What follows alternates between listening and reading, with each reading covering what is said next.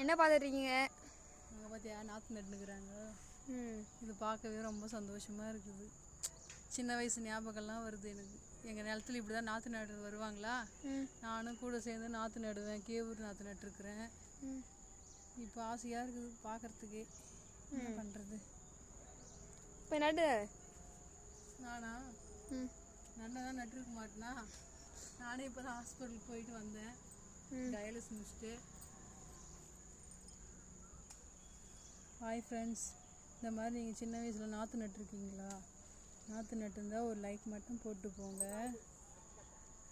பாருங்கள், எங்கள் வீட்டு பக்கத்தில் நாற்று நட்டுட்ருக்குறாங்க.